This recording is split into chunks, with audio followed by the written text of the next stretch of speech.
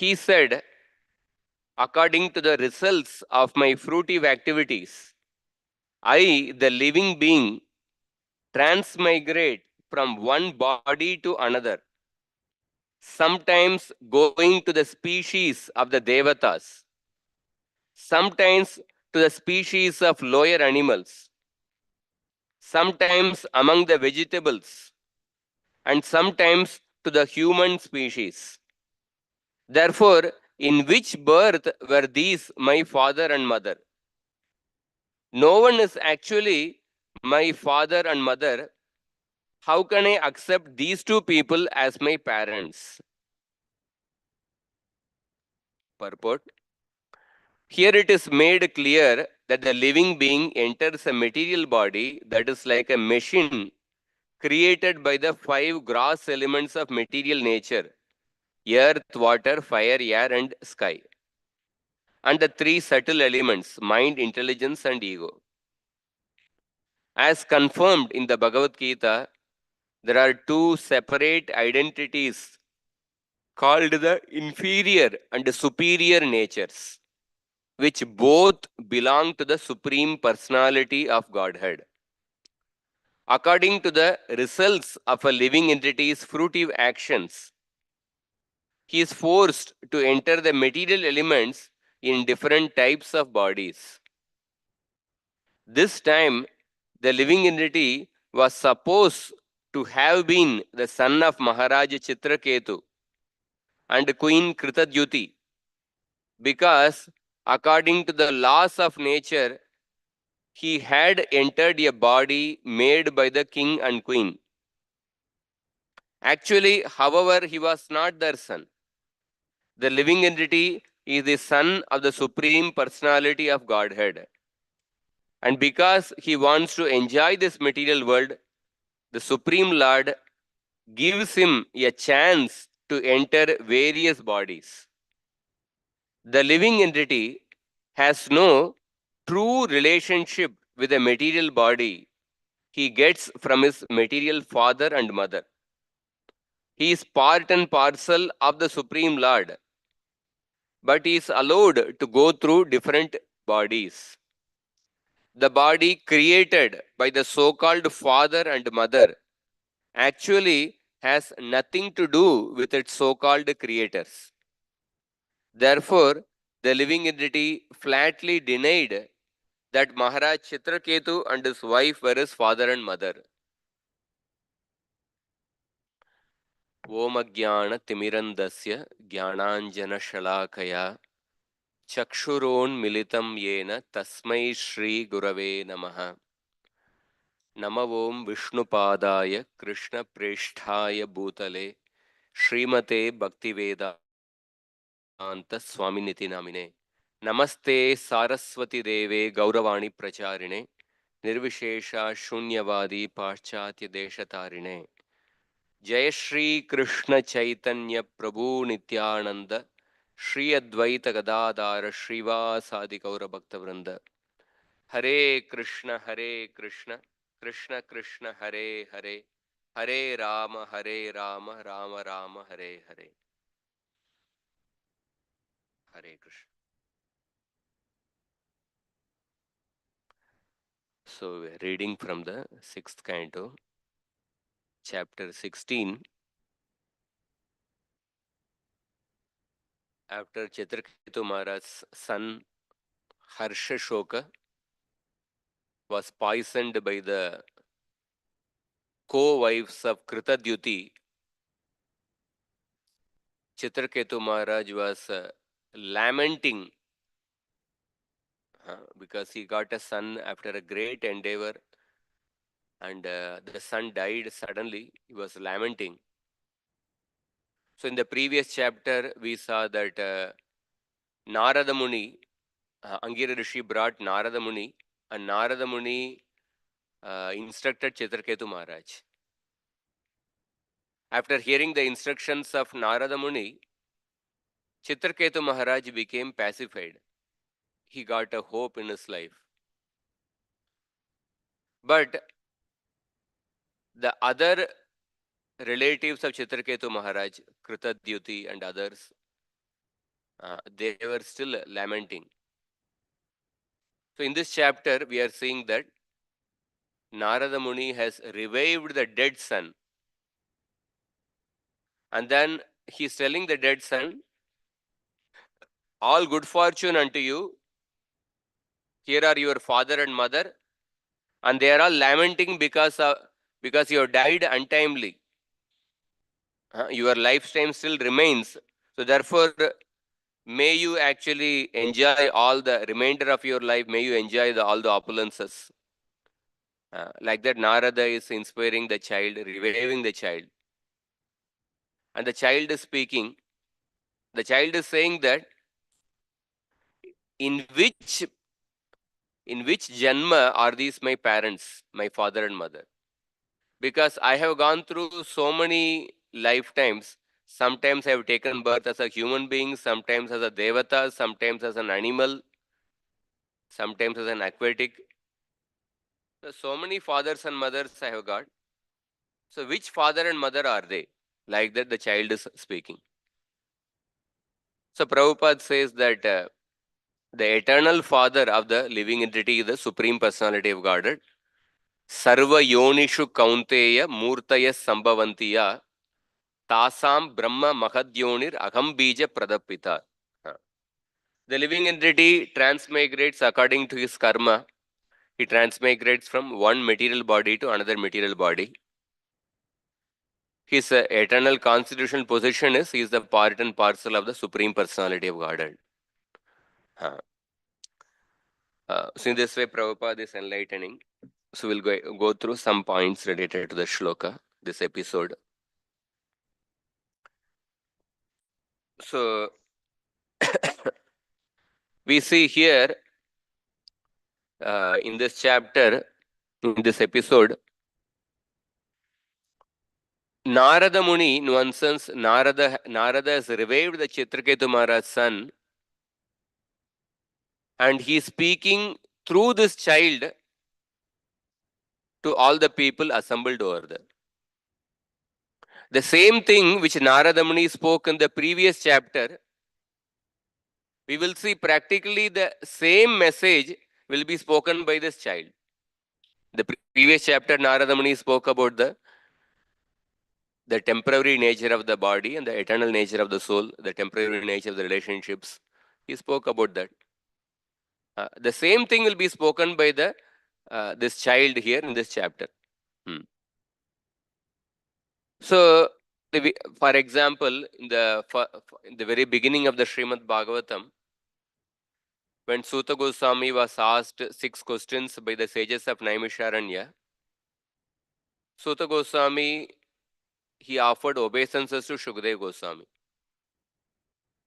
So there he said, Yam pravrajantam anupetam apeta krityam dvaipayano viraha katara ajuhava putreti tan mayataya taravobi nedus tam sarva bhuta hridayam munimana tosmi. I offer my obeisances to Shukdev Goswami, who, like the super soul, entered into the hearts of the trees and spoke to Vyasadev when Vyasadev was running behind his son Shukdev Goswami. Because Shukdev Goswami, as soon as he was born, he immediately went into the forest. And Vyasadev was going after his son because Vyasadev obtained that son Shukdev Goswami after great austerities in order to teach Srimad Bhagavatam. But Shukdev Goswami immediately went into the forest and Vyasadev was going after his son, calling out his son to come back. And Shukdev Goswami at that time, he entered into the minds of the trees present in the forest and spoke to Vyasadev, why are you attached to your son?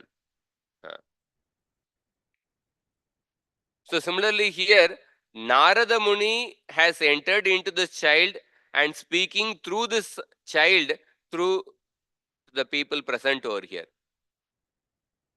When Shukdev Goswami entered the minds of the trees and spoke to Narada, do not be attached to your son. Yeah, Vyasadeva was attached to his son, but Vyasadev's attachment to his son was completely spiritual, because to be attached to a personality like Shukdev Goswami, who can who practically acted like a super soul entering into the minds of the trees and spoke, to be attached to such a personality is the ultimate spiritual perfection. But here, uh, Chitraketu Maharaj and his wife, they were attached to the temporary relationship. So here Narada Muni wanted to enlighten Chitraketu Maharaj and his wife about not to be attached to the temporary relationship and to be attached to the eternal relationship with the Supreme Personality of God. Hmm. In fact, Suta Goswami says, when Suta Goswami is offering that prayer to Shukdev Goswami, his intention is that just like Shukdev Goswami entered into the minds of the trees and spoke to Vyasadeva, similarly, may that Shukdev Goswami enter into my mind and answer these questions of the sages. That is the intention of Shruta Goswami's prayer. So, in the previous chapter, when Narada Muni gave transcendental knowledge, Chitraketu Maharaj became somewhat pacified. But still, other people were not pacified, therefore, the dead child was revived. So, there are always different levels of intelligence. The first class intelligence, Srila Prabhupada says that somebody who hears once transcendental knowledge and learns the transcendental knowledge and absorbs the message and he follows it. Second class intelligence is that one may not assimilate the message simply by hearing. When a person sees other people's experience, then a person may learn. Third class intelligence is that one may not learn even by seeing other people's experience. One will learn after personally going through the experience. And fourth class intelligence is that somebody may not learn even after going through personal experience. He may have to go through repeated personal experiences before assimilating the message. So here, Chitraketu Maharaj, probably by hearing, he got somewhat pacified. Of course, Chitraketu Maharaj also had to go through the experience of, according to his karma, he was not supposed to have a son. But because he was very much attached to having a child, then Angira Rishi, a devotee, can sometimes change the person's karma, and he gave him a child, but he indirectly mentioned that your child will be the cause of your happiness and distress. He will be named as Harsha Shoka. So Chitraketu Maharaj, after going through that experience of having a child and then losing that child, and then when he heard Narada Muni's instruction, then he actually got the message. But the other relatives of Chitraketu Maharaj, they had to go through even more, one step ahead. They had to hear from uh, the child itself. After hearing from the child, then they get the message. So we see there's a famous quotation which says that experience is the best teacher, but the fools learn by no other way. So yeah, although we say the first class intelligence is by hearing, if we introspect in our own life also, like oftentimes we hear, but many times we make different mistakes, and then we go through the experience and then we try to learn. So here Chitraketu Maharaj also went through experiential learning, and the other relatives of maybe Kritadyuti and others, they had to go through some more step in the process of experiential learning. So we see the great teachers of Bhakti Yoga, like Narada Muni, different times they give direct spiritual knowledge, but sometimes they also give they make the students go through experiential learning. In the case of Prachina Parishad, Narada Muni showed how there were so many animals who are waiting to kill Prachina Parishad in order to make him somewhat fearful, and in order to create a eagerness in Prachina Parishad to listen to transcendental knowledge. And for example, another example for experiential learning is that in the episode of King Nriga, the Yadu Kumaras, they saw that lizard, and then when the lizard got the touch of Lord Krishna, and the lizard assumed the form of a beautiful king. And Krishna knew who that personality is. Yadu Kumaras were fascinated to know, oh, the lizard suddenly became a king. And Krishna could have directly told, oh, this person is King Nriga.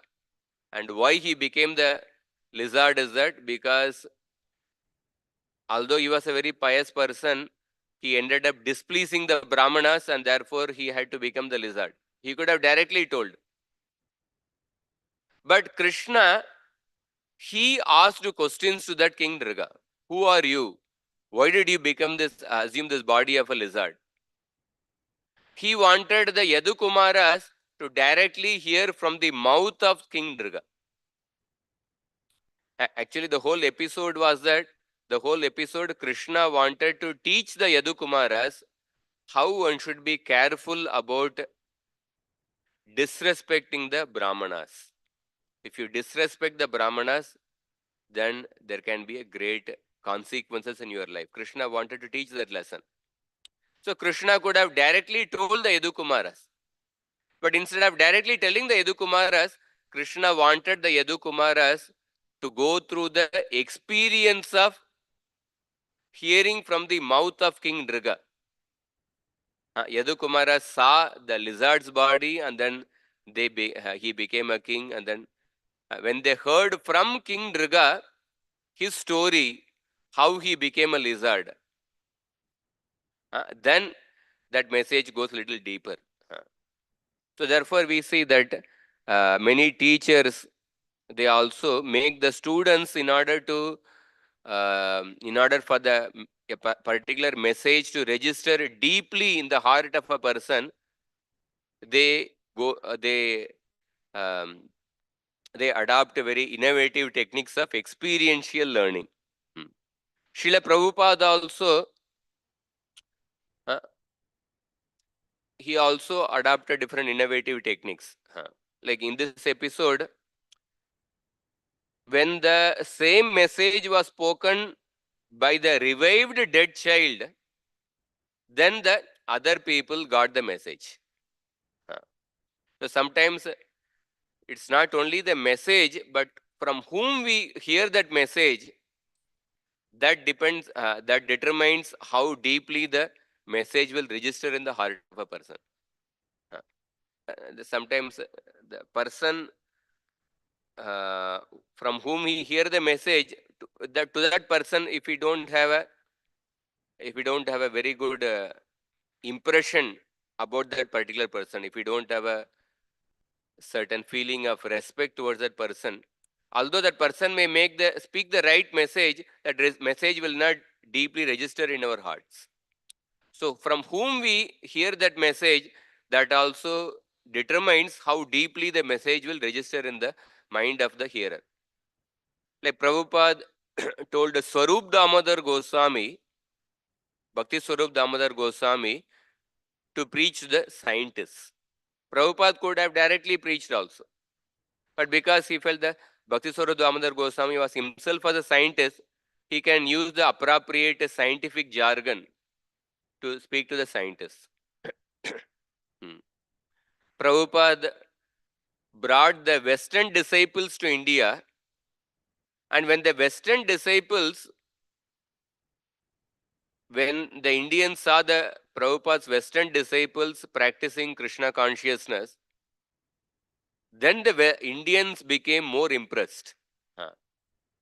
Previously, Prabhupada tried to preach in India for many years, but practically Prabhupada was not able to make any committed devotee. But when Prabhupada brought the Western disciples, by seeing the Western disciples, the Indians became more inspired. They took to Krishna consciousness. Even in college program, sometimes the devotees may go in saffron, they may preach. But sometimes when we bring certain successful alumni student from the same college, who is in a good position in the society, when that alumni student, when he comes and speaks even few words about the importance of Krishna Bhakti, then the students, although he is speaking the same message as the general preacher, brahmachari or somebody, but when alumni student speaks, then many of these people, many of the students, they take it more seriously. So therefore, sometimes it also matters who speaks the message.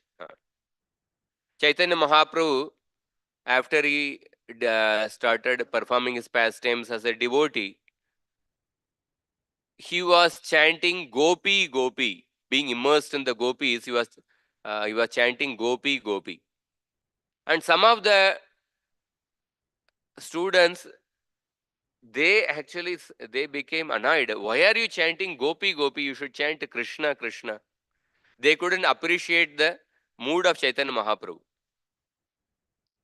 So Chaitanya Mahaprabhu once he said that I came with a medicine to reduce the mucus of the people, but I see for some people the mucus is increasing. So indirectly he indicated that maybe people are not taking my message seriously. Maybe I should actually take to sannyas. And when I take to sannyas and I give the medicine, then people will respect me for the sannyas order, and then they will take my medicine seriously. So in that way, Narada Muni is making the dead sun. He is reviving the dead sun and speaking through them. And further, I'll speak something about the mood of the Srimad Bhagavatam and how the mood of the Srimad Bhagavatam is exhibited in this episode of Chitraketu Maharaj. So every scripture has a particular mood. For example, if you see Mahabharata, what is the main subject matter of the Mahabharata? Dharmecha, Artecha, Kamecha, Mokshecha, Bharatarushaba, Yadi hasti tadanyatra yenne hastri natat kvachit. So Mahabharata speaks about 4 subject matters: dharma, artha, kama and moksha. On these 4 subject matters, whatever you may find in all other books, you will definitely find in Mahabharata. And whatever you will not find in Mahabharata, you cannot find anywhere else. That means on the subject matter of dharma, artha, kama and moksha, everything about these 4 subject matters is spoken in Mahabharata. Mahabharata speaks about these 4 subject matters. About Ramayana, what is the subject matter of Ramayana? Lava Kusha are speaking this shloka. Tadidam vartayishyavaha sarvam nikilamaditaha dharma kamartha sahitam shrotavyam anasuyaya.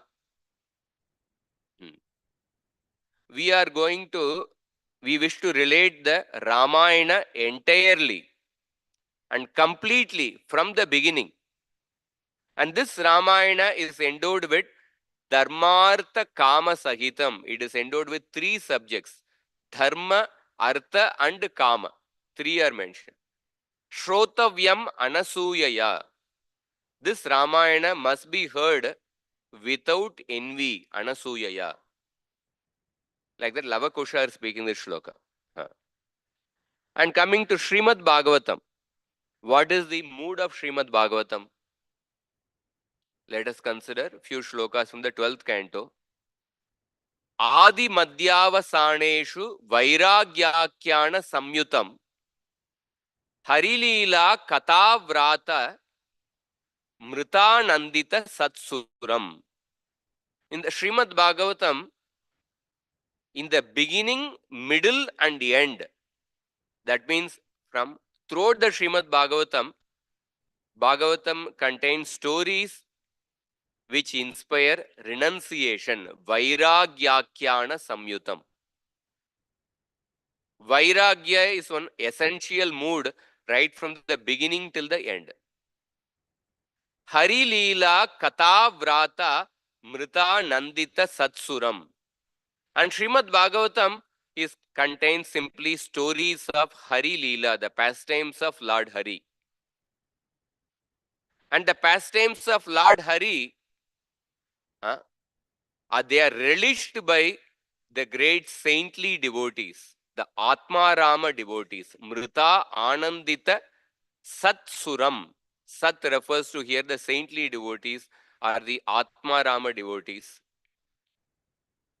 Satsuram. Sarva Vedanta Saram Yat Brahmat Maikatva Lakshanam Was Tadvitiyam Tannishtam Kaivalyaika Prayojanam. Srimad Bhagavatam contains the essence of the Vedanta. Sarva Vedanta Saram Yat. Brahmat Maikatva Lakshanam.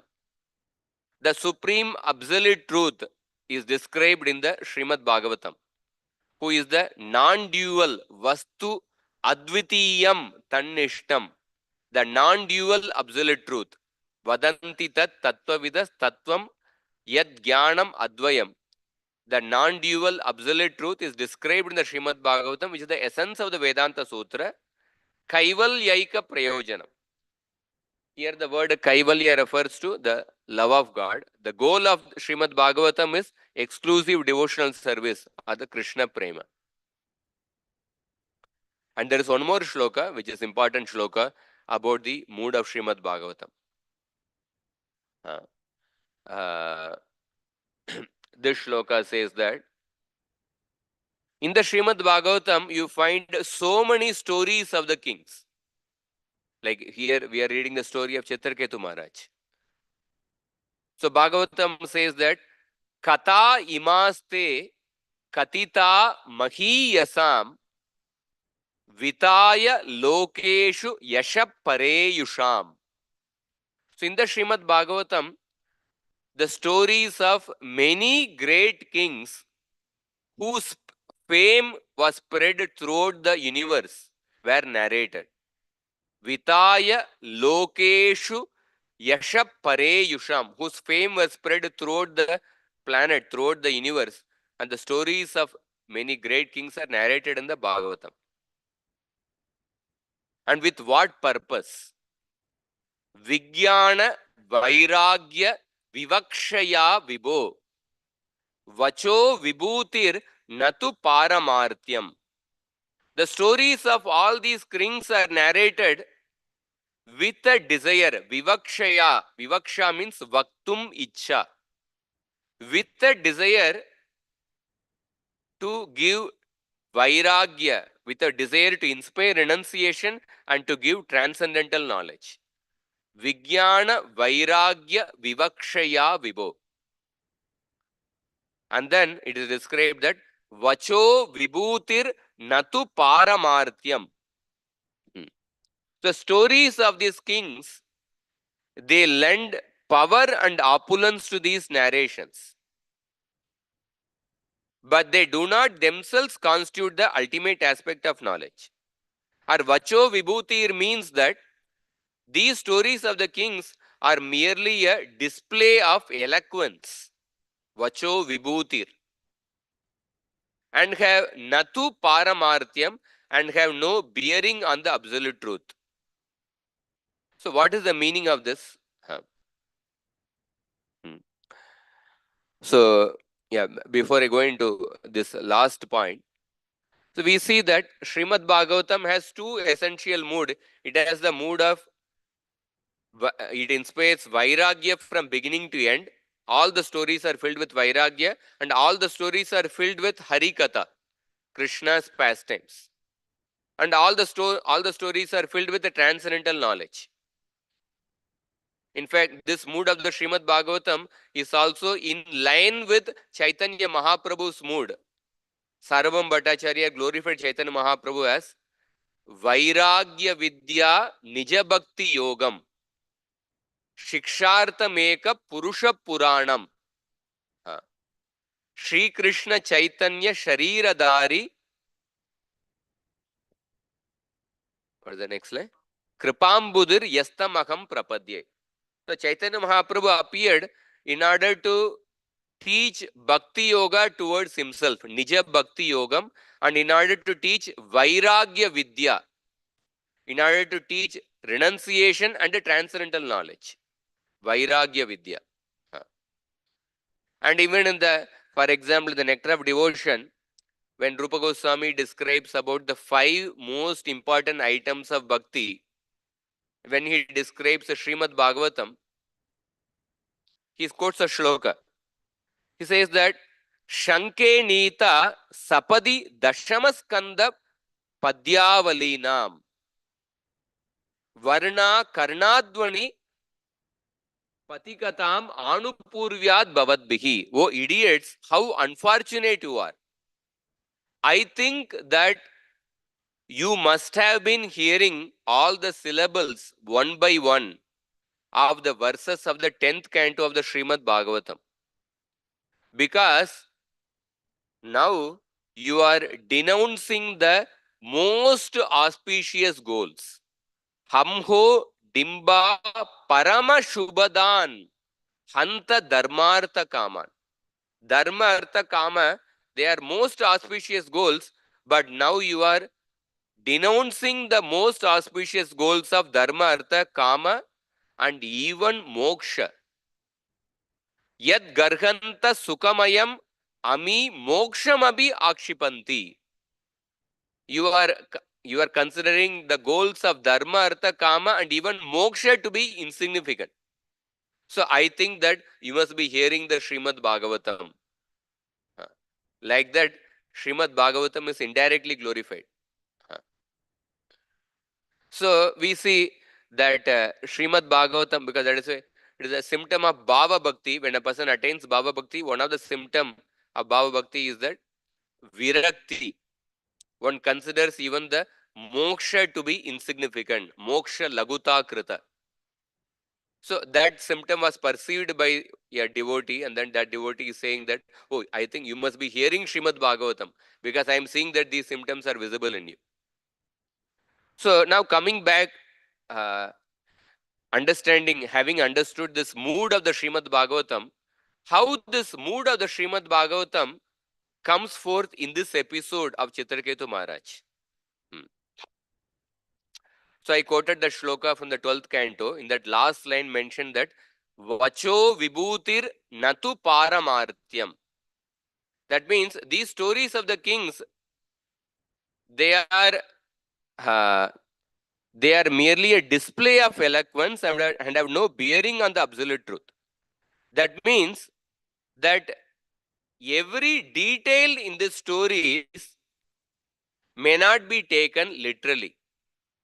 Vacho Vibhutir, every detail in the stories need not be taken literally.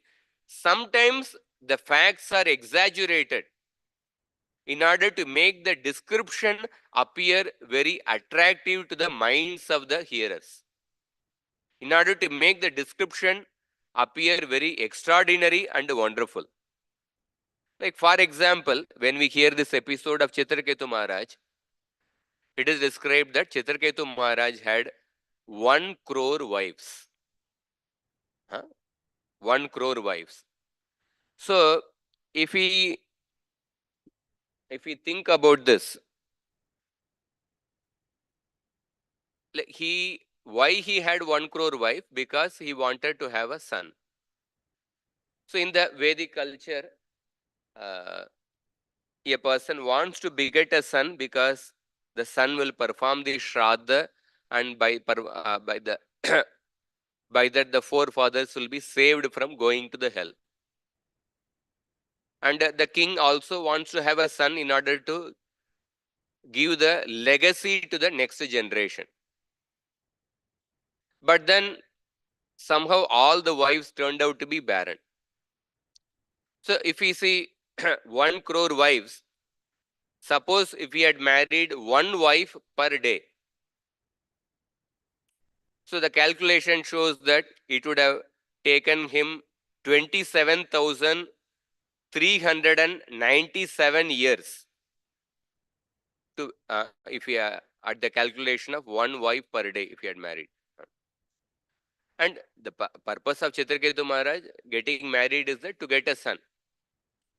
So naturally he would have married a wife, and then he would have tried to beget child through the wife, and then he would have waited for some time, and then when he saw that she is not able to beget a child, maybe he would have tried once more, and then maybe still when that particular lady was unable to beget a child, then he would have gone for the second marriage.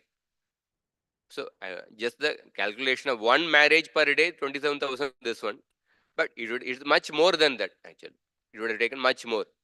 So if we see from logical point of view, it appears impossible. How can it took marry 1 crore wives? So one must have a long lifespan.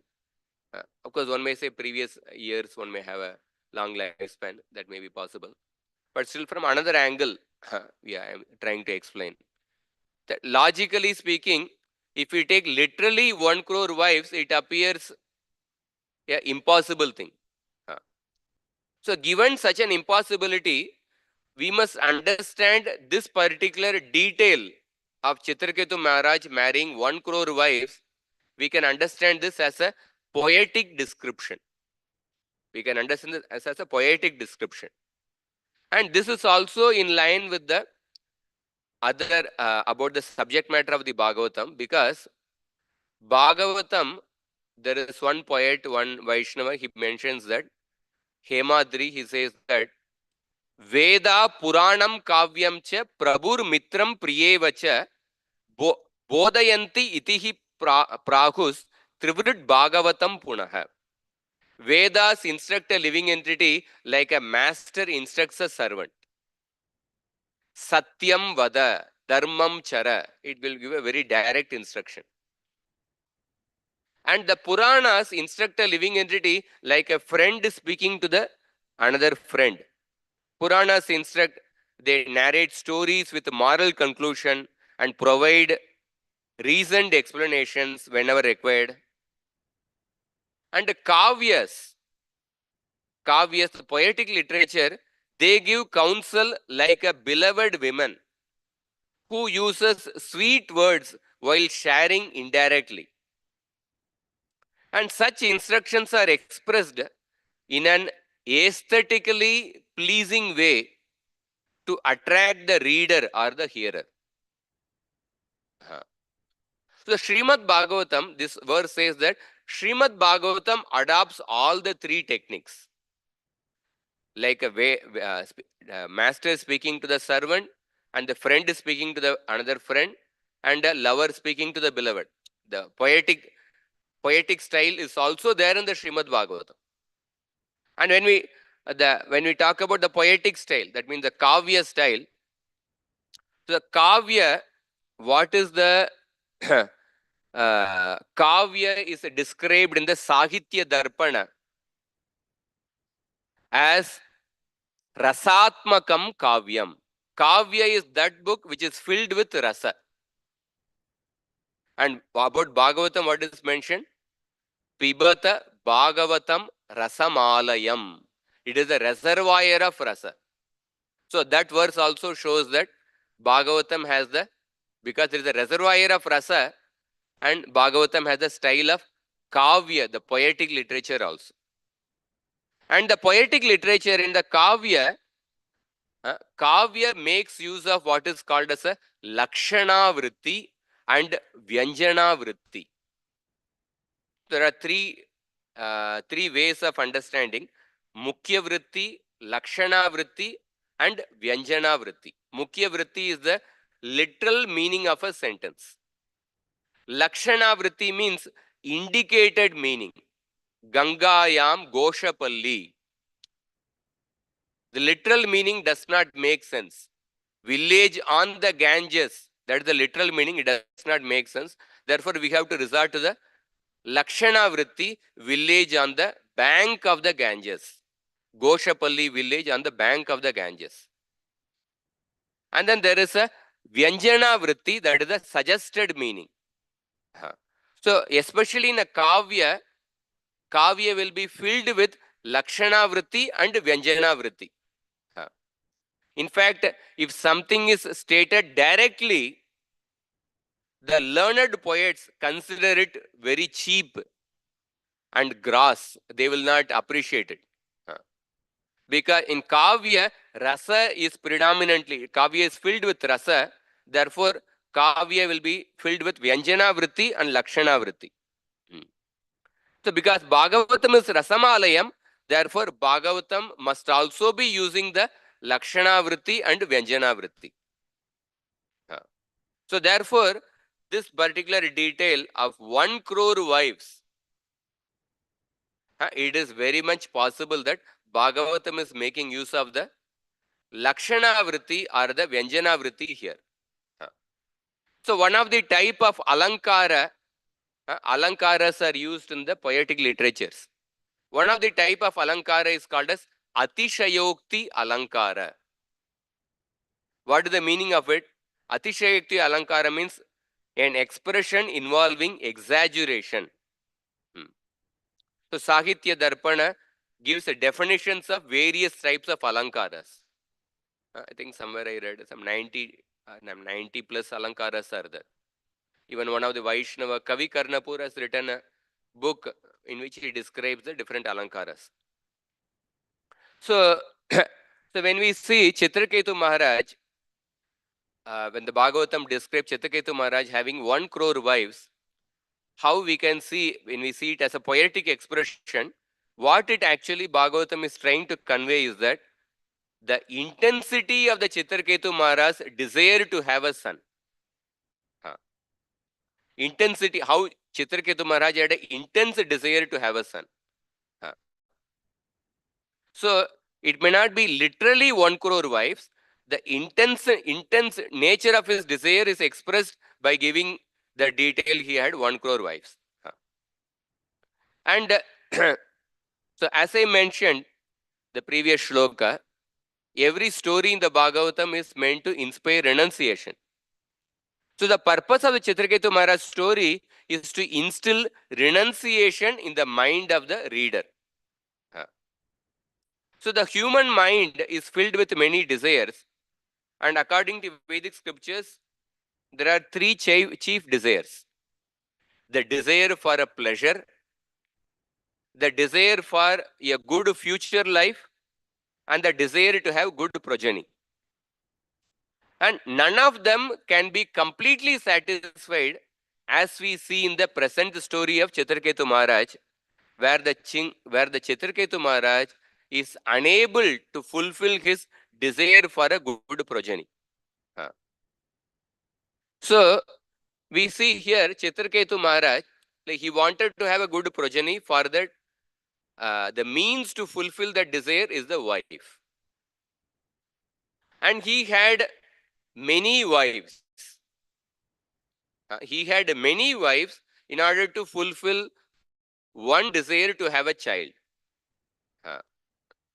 Somebody may have many desires and he may have one wife. So the Bhagavatam is trying to convey, here is a person who had one desire and who had many wives. You may say, okay, literally 1 crore, or you may say, instead of taking 1 crore, you may say many wives. He had one desire, and for that he had many wives. That means the means to fulfill the desire. But still, he couldn't fulfill that one desire even with many means. then what to speak of? Through that, Bhagavatam is instructing, oh, you may have many desires and you have only one means. And what is the hope that you may be able to fulfill that through that one means, that you may be able to fulfill many desires? Because here is a person who had one desire and who had many means, but he was not able to fulfill that desire. So through that, Bhagavatam is trying to teach us, trying to inspire us the spirit of renunciation. And then another way to look at it is that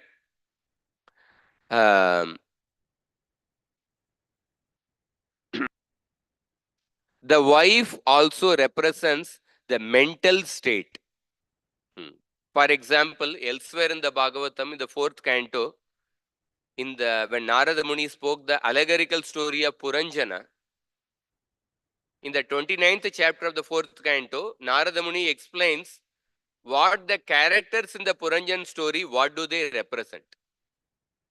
So there he says that the Puranjani, the women which King Puranjan met, that Puranjani represents the buddhi, or we can say the mental state also, vritti, mano vritti. So according to the story, the Puranjani is the wife, and according to the philosophical point of the story, that wife represents the mental state. And and elsewhere in the Bhagavatam, that elsewhere in the 5th canto of the Bhagavatam, it is said that there are millions of mental states. There are millions of mental states. This was explained by Jada Bharat in his instruction to Rahugana Maharaj. Jada Bharat said that Dravya Swabhavashaya Karma Kalair Eka Dashami Manaso Vikara Sahasrasha Shatashaha Kotishascha Kshetrajnato na mito na svatasuyuhu. He says that because of the variations in materials, natures, antakarana, karma and time, the 11 transformations of the mind become hundreds, thousands and millions. That means the mind is there. The mind transforms into different 10 senses. So the mind and the 10 senses, they actually, because of the variations in the dravya, swabhava, karma, kala, these 11 transformations of the mind, they get multiplied and they become millions. And they become unlimited. Not by themselves, but by the power of Paramatma. So Bhagavatam also says that in the 4th canto, the wife represents a mental state. And in the 5th canto, we find the verse that these mental states are millions in number. They can become millions. So therefore, from that point of view also, if we see that Chitraketu Maharaj having 1 crore wives, because the wife represents a mental state, what it actually, the philosophical point is that how every living entity has got millions of mental states. Every living entity has got millions of mental states based on so many impressions from the past life. In fact, the very word Chitra Ketu, what is the meaning of the word Chitra Ketu? It suggests a mind full of various desires. Chitra Ketu.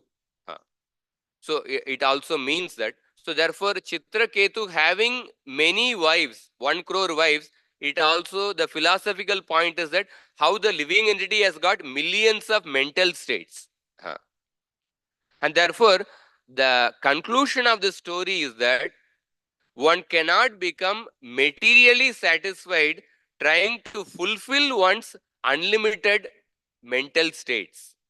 Trying to fulfill, because all the mental states give different desires.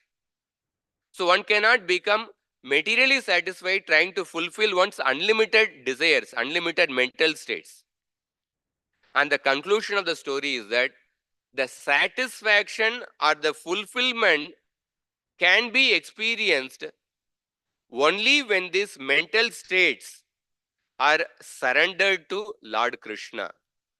When these mental states are surrendered, when their mental states are focused in the service of the Supreme Personality of Godhead. And this is the exact conclusion which Chitraketu Maharaj came to when he became perfect. The same personality Chitraketu Maharaj, he became Vritrasur. And in the Vritrasur's prayer, he came to the same conclusion. Aham hare tava padaika mulo dasanu daso bhavitasmi bhuyah manasmaretasu pater gunamste grihita vakkarma karotu kayah. When will that day come when I can become the servant of the devotees of the Supreme Lord? My only desire is that let my mind, body, and the words be engaged in the service of Lord Krishna. Ajata paksha iva mataram kaga stanyam yata vatsatarak shudarta priyam priyeva vyushitam vishanna manoravindaksha didrikshate tvam. Just like a baby bird is waiting for the mother bird to come and return. Just like a calf is waiting for the cow to come, and so that is eager to drink the milk of the cow. Just like a young wife is eagerly waiting for the return of her husband. Similarly, I am uh, longing to dedicate myself, engage in your complete service. Like that, Vritrasura is praying to the Supreme Lord.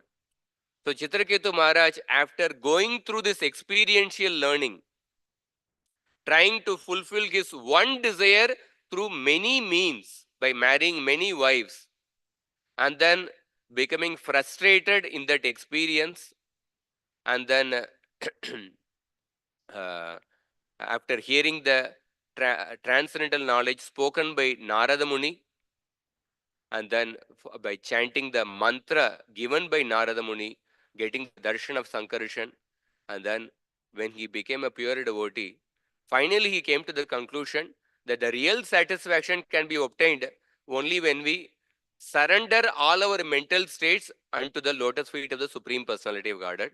And that is the conclusion he exhibits in his prayers as a Vritrasur.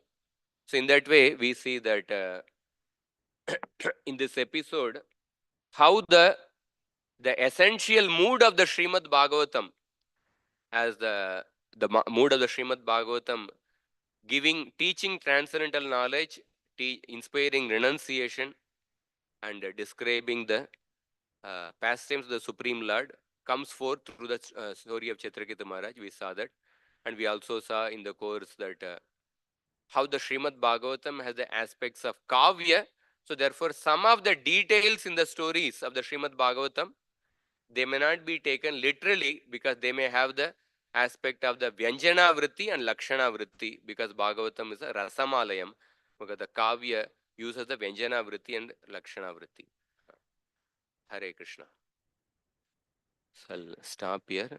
Because it's 9:08, I'll end the class here. Because yeah, Adhikesh, bro, you would like to make any comments and corrections? And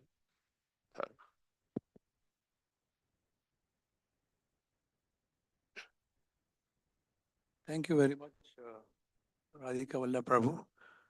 Especially, I see you as a Sanskrit scholar. But more important than that, of course, that was all spoken in English. The renunciation, surrender to Krishna. I mean. So my question is, nowadays there is a fad that, Sanskrit subject. They want to introduce Sanskrit. And now when I was hearing you, I mean, this subject is so fascinating, but same time, it has so much depth. A person may lose the real purpose. Now, in our society, people have renounced just reading the English translation. It is not that they were Sanskrit Pandits. So now there is all over, of course, in the name of saving our culture, huh? There is a fad that, we need Sanskrit subject. And people feel, oh, we are also taught Sanskrit. So my question to you is that, is there a need that Sanskrit language as such should be given? There is a possibility that you may lose what actually it is meant for, really, which is there in English language. The translation really clearly gives, but there is a trend that, I want to be known that I know Sanskrit language. So this is just a question, especially because you are in depth studying this language and you are a scholar.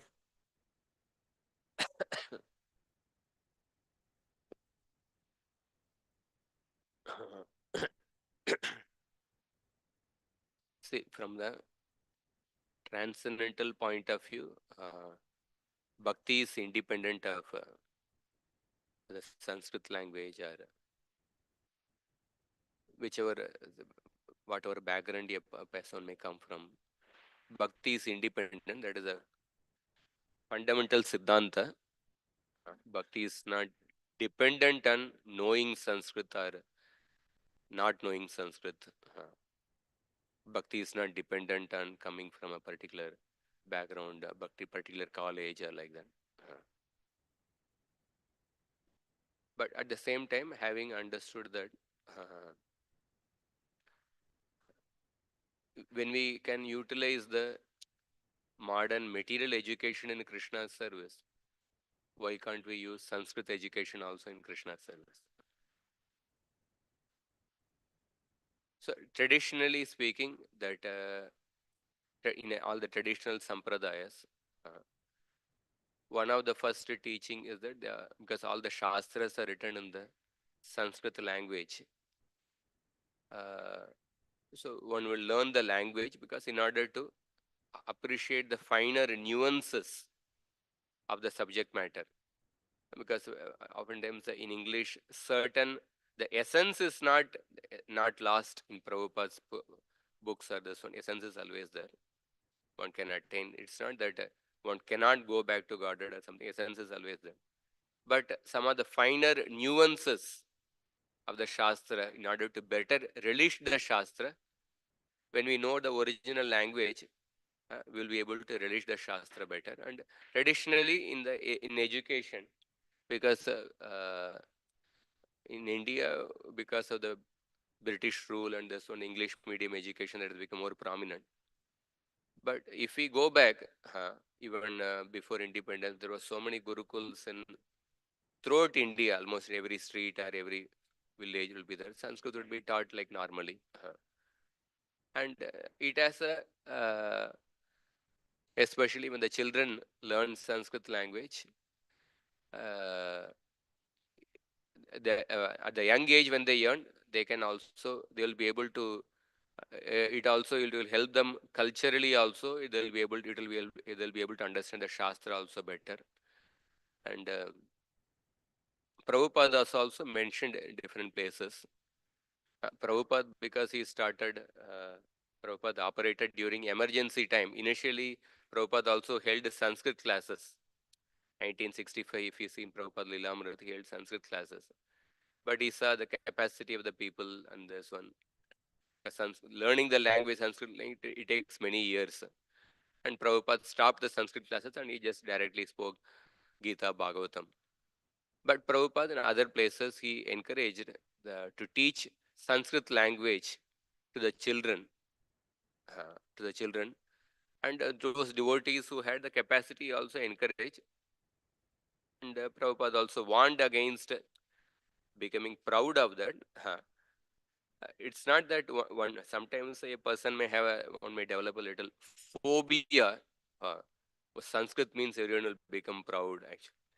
But, but it's not like that because most people, like when we start different Sanskrit courses, but number of people who join the course in the beginning and number of people who continue after some time, a much smaller number. Like many people they find it difficult to continue because of a later age they have many responsibilities, etc. Many people have the capacity, but the point is very few people continue. But sometimes we develop an unnecessary phobia towards Sanskrit also, because it requires hard work, and hard work one doesn't become. slogging. Many people don't become proud, rather one becomes tired also actually. Uh, so so of course one has to be one has to be careful of the scholarship and this one. Therefore, we have to balance with the uh, devotee association or sadhana, Vaishnava seva.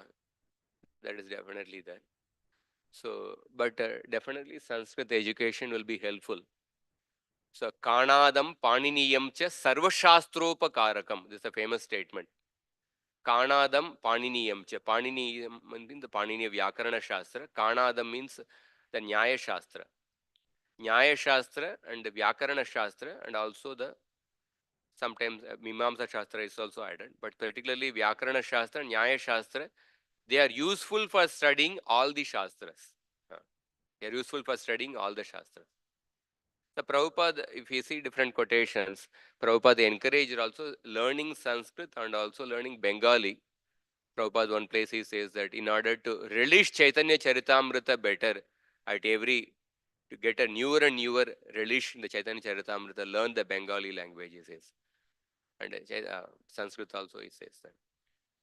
So it has to be a balanced approach instead of one extreme is that people say, oh, without learning Sanskrit, you can't learn the Shastra. That means you are making bhakti dependent on Sanskrit. Let us not go to that extreme also. At the same time, let us not go to the extreme of Sanskrit phobia, or Sanskrit is not required only, or we become too much fearful of Sanskrit, or Sanskrit is not at all required only. Let us not go to that. So if we see, although we use English language, English has many limitations. It's like we use plastic jewelry for the Lord. Lord deserves much more than plastic. Plastic is something small, like fourth class. This one, ideally, Krishna deserves everything natural or gold, diamond, like that. But we also use plastic practical purposes.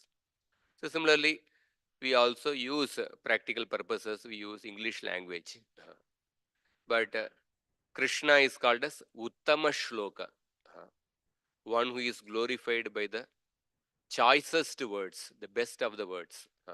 Best of the words also means the best of the languages.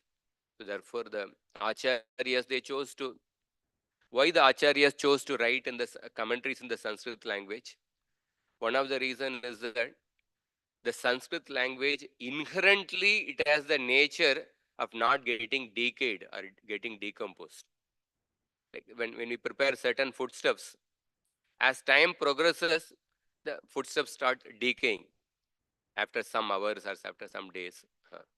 But certain foodstuffs, when you, this one, like Raghav Pandit cooked, and Mahaprabhu would eat that for throughout the year. Like, they didn't get decomposed only. So in English language, sometimes certain words, if I mention certain word, it is a very common, normal word, but that word has a very negative, very vulgar connotation in certain cosmopolitan societies.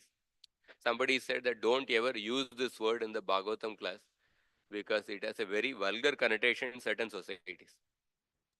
Why I'm mentioning is that sometimes some English language, certain words have the nature to get decomposed. The say certain meanings can get decomposed and can change also.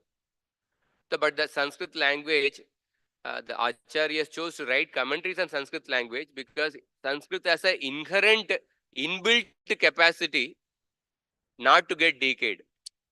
Even after so many years, it's not that the words have the same meaning, and some new words are also come according to the modern this one. So the acharyas wrote commentaries on the Sanskrit language. Because Prabhupada, he saw that because English is spread throughout the world, and then he, through the English medium, he wrote the purports in order to propagate Krishna consciousness. So we have to take a balanced approach. Definitely, Sanskrit learning is beneficial. We have to have the right mood of approaching the Sanskrit language for what purpose we are doing. In that way, we can do that. Hare Krishna.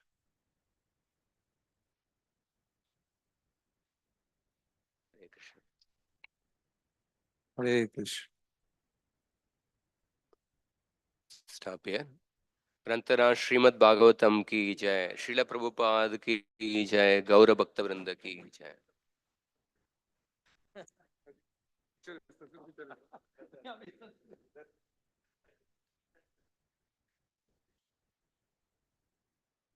Like somebody said the word, somebody said the word make out. Make out.